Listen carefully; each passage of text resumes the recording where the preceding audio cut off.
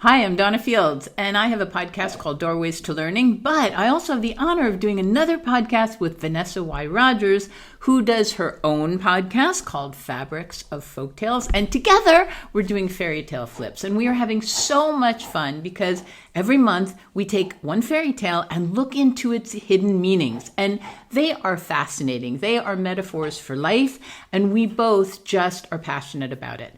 And every month you get to choose the fairy tale that we explore. So we've uploaded 3 this month. One is called The Juniper Tree. The other is called Rumpelstiltskin. You probably know that one, but oh my goodness, there are a lot of hidden meanings in that one. And this is a Chinese fairy tale called The Cowherd and the Weaver Girl. You ready? This tale, which is at least 6th century BCE, starts its story in the skies. The Weaver Girl star, referring to the Vega star, and the Cowherd star, referring to the Altair star, fell deeply in love with each other. However, in the heavens of the Chinese mythological world, it's against the heavenly rules for these stars or deities to have romantic relationships. Moreover, the Weaver Girl star is the granddaughter of the heavenly empress. When word of their forbidden love reached the ears of the powerful heavenly empress, she became furious and sent the Cowherd star down to earth as a mortal. The Weaver Girl was punished to weave non-stop in the sky. In the legend, clouds in the sky were woven by the Weaver Girl with magical silk and weaving machines. Different colors were woven together according to different times of the day and season. On a day, a group of fairies requested the heavenly empress for permission to descend to the mortal world, a lake which could beautify and whiten skin. The empress was in a good mood and agreed. The fairy girls, taking pity on the Weaver Girl for working so hard on her weaving, further requested for her to join them on the trip. Heavenly Empress thought for quite a while and gave in eventually. On Earth, when the Cowherd star descended to the mortal world, he was reborn into a farming family and named as Cowherd, Cowboy.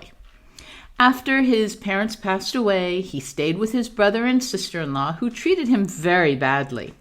Eventually, he was chased out of their home with only an old ox and a broken cart.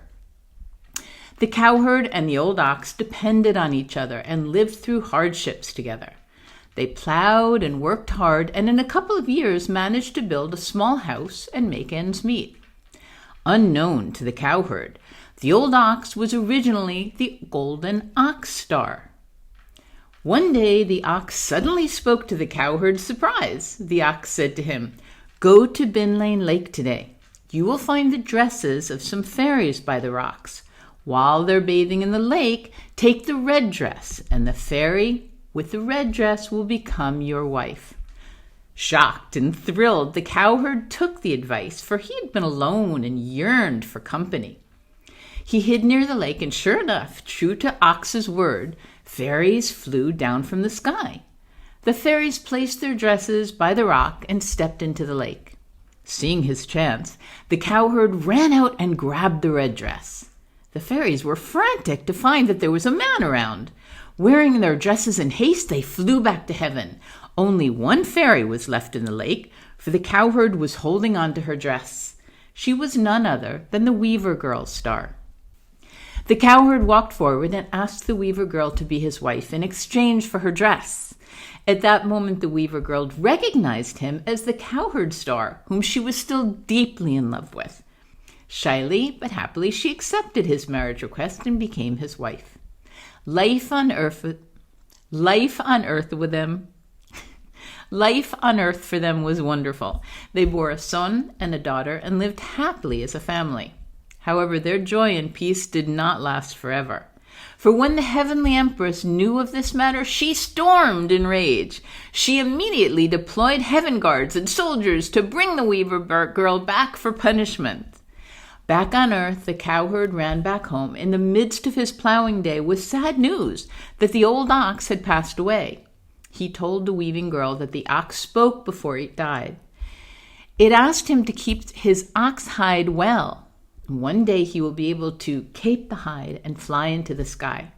Upon hearing this, the weaving girl realized that the ox was once the golden ox star, who was also punished to the mortal world when he tried to speak in favor for the cowherd star.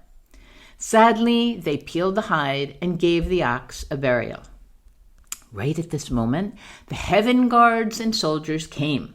In an instant, they grabbed the weaving girl and flew off.